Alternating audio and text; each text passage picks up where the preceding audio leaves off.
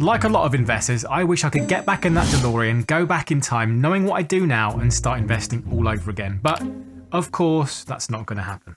Instead, what about starting everything over again today, looking forward?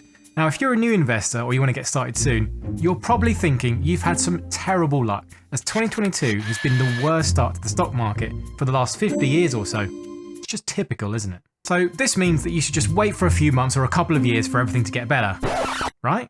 Well, that's not quite how it works. Let me give you everything you need to do if you wanted to get starting right now. Here's what I wish I would have done.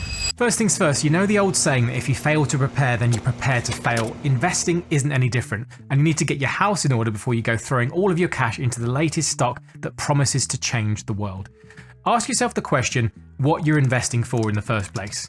What's your goal? Why put your hard-earned money away today that you could easily go and spend on something else, like Lambos? Whatever it is, have something at least. Otherwise, when times get tough, it's really easy just to stop doing it. It's exactly the same if you were trying to lose weight or get fit. It's better to have a real why reason and a purpose than just saying, I want to weigh a certain amount, because there's going to be plenty of dark winter nights coming up when it's freezing cold outside and you won't want to go to the gym or outside. You need something else to give you that little bit of motivation. Now, I'm not going to lie and pretend I've got it all figured out myself. I'm trying to work out on some kind of financial freedom goal that will allow me to do whatever I like and hopefully cover kind of all my living expenses.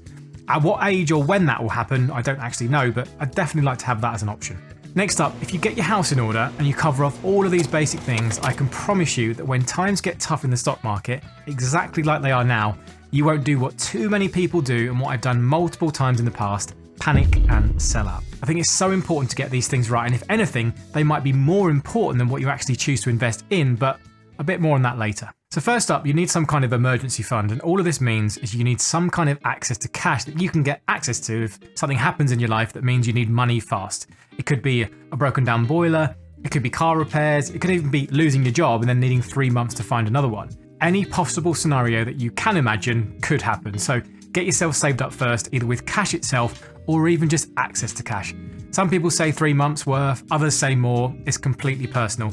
And some people aren't bothered and they'll just say a credit card's enough. I know you might think this sounds like money just getting eaten away by inflation or sitting in a low interest account not doing anything, but trust me, bad things happen all the time, and if you have to sell your investments to pay for something, you won't forgive yourself, and it really should be a last resort. Also, another thing I've mentioned a few times, but double check and pay off any high interest debt. We've all done it before, whether it was a credit card that had a 0% offer for a couple of years, and then we've let it slip a bit into high interest, or even just like an old loan somewhere. If a credit card has an APR of 12, 15% or even more, then this needs to get paid off first. Forget about investing, get these paid off first. Paying these off is the exact same as a guaranteed return, which just doesn't happen in the stock market, so take advantage of it.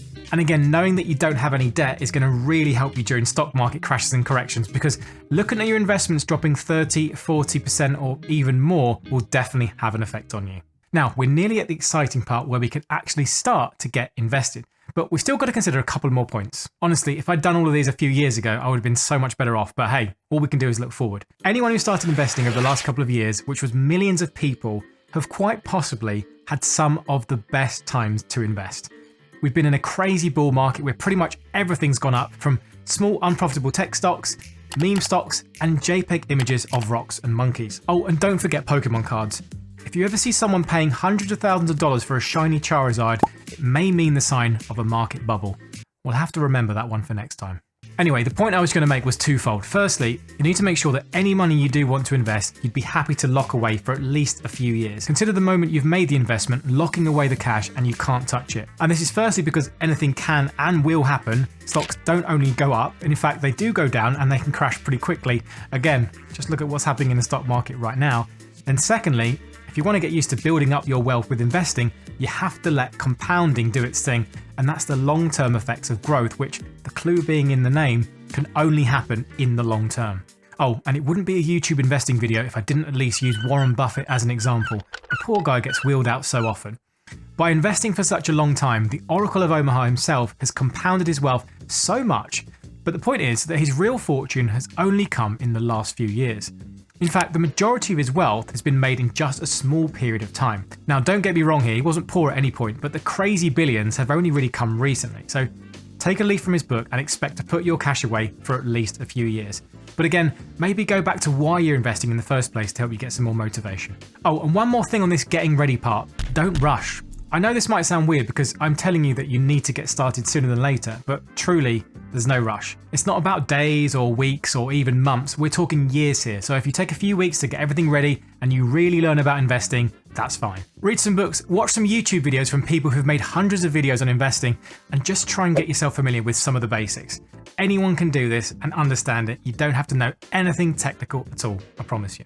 Okay, this part is probably the bit that can either be as complicated or as simple as you want. And this is the rabbit hole that can lead you down some very, very weird places. Over the last few years, the stock market's been on a huge bull run, so almost anything you could have picked to invest in went up in price. And many people thought they were geniuses. I'm smarter than the algorithms. If you think about YouTube alone, so many channels have come and gone talking about stocks which boomed when things were going great, but the moment things cooled off, they were gone in a flash. This is the lowest it's been for Davy Day Trade Global. Profits didn't matter, the fundamentals didn't matter, and all you needed to do was buy Tesla, bro. If I was starting now, I'm actually glad that the market is in a bit of a decline because I think it was giving a massive false sense of security to people that stocks only went up and choosing investments was easy. So what would I choose if I was starting again? For me, it's simple. Index funds. Now, I'm not going to spend too long going through all of the basics. I've got loads of videos on my channel that you can watch going through all the details here. But essentially, I'd base the majority of any of my investments into index funds each and every month or however often I could invest. And the reasons are simple. Going back to research and understanding how markets work, you'll see the same advice come up time and time again when you learn from some of the greatest minds in the investing space. They'll keep recommending and saying that most people will do amazingly well compared to their peers if they just invest consistently over many years into index funds. You buy the entire stock market, don't bother picking individual stocks and trying to find the next Amazon or Tesla because 99% of the companies won't ever get there. When I first started investing, I wish I knew about index funds. I kind of understood the concept of a fund, just a pool of money and then that fund would pick stocks inside of it, but I never truly understood what an index fund was. And I didn't realize how many people fail to beat the returns of index funds. Out of all the thousands of professionals and all of their expensive fees, most of them still can't beat the returns of the stock market. It's not about how smart they are, how good their analysis is, how good their sources of news are, how nice a view they've got out of their offices. They still can't beat the returns of index funds. Honestly, I wish I'd been told that sooner. I wish someone had showed me Jack Bogle's little red book, this one here, and also showed me the data and just how few professionals beat the stock market. If you look at the latest data here, you'll see that over the period of 10 years, way less than 20% of funds have beaten the returns of the index. And don't forget, even if they did beat it, that won't tell the whole story because some of them have just beaten the stock market by 1 or 2%, which will add up over years, but all it shows is how difficult it is and that we can do just fine without paying for expensive helpers. I won't go into the types of indexes here, but of course you can have global index funds that track most of the world's biggest companies. You can also get ones which cover just the US, which is the biggest stock market in the world. And of course you can get ones that track the UK markets as well as the FTSE 100 here. Whatever you end up choosing or how you mix things, just try and keep things super simple. Honestly, making your investments complicated benefits nobody apart from the brokers who'll get more commissions when you make more trades in the background. I've also done loads of good videos on this topic on my channel. So going back, I'd be using index funds from the start, which is pretty much what I do now, and this makes up most of my own investments. I still do enjoy picking some stocks and little stock picks on the side, but I don't do that expecting massive gains, and over time, I'll probably be 100% in funds, but you can follow my journey the whole time on this channel. And just before we go into the next point, if you are finding the video useful, please hit the like button for me and make sure you're subscribed. It really does help out smaller channels like mine get to more people like you. Anyway, with that said, let's get to our next point. I can't stress this next point enough, and it applies no matter where in the world you are. Make the most of your tax-free or tax-advantaged accounts. When I started, I had no idea what a stocks and shares ISA was or what it really meant, and I think I actually avoided it because I thought that my money was going to be like locked away somehow. Now, obviously I was wrong, and it's funny to look back. Here in the UK, we've got some pretty generous ways to invest completely tax-free, so we can build our wealth over a long period of time without any taxes on dividends or any taxes on gains we make if we actually make any capital gains by selling anything.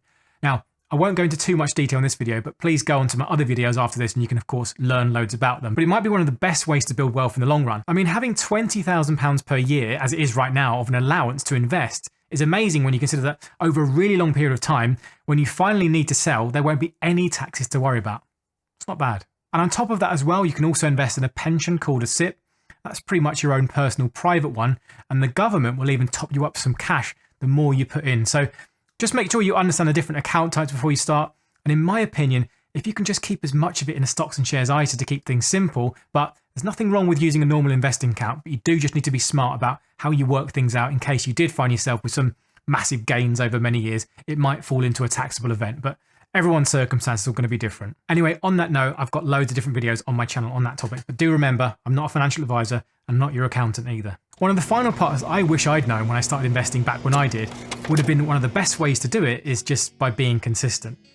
If you've got money on the side now ready to invest, then I know you're going to be eager to get it invested, but it won't be the only money you ever have.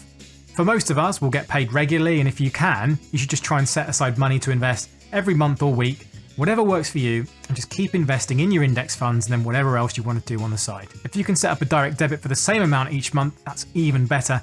And if you can increase it every time you get paid or you get a promotion, then that's even better too. But also, don't stress yourself out. There's no magic number or magic formula that says you have to invest on the first of every single month to be successful.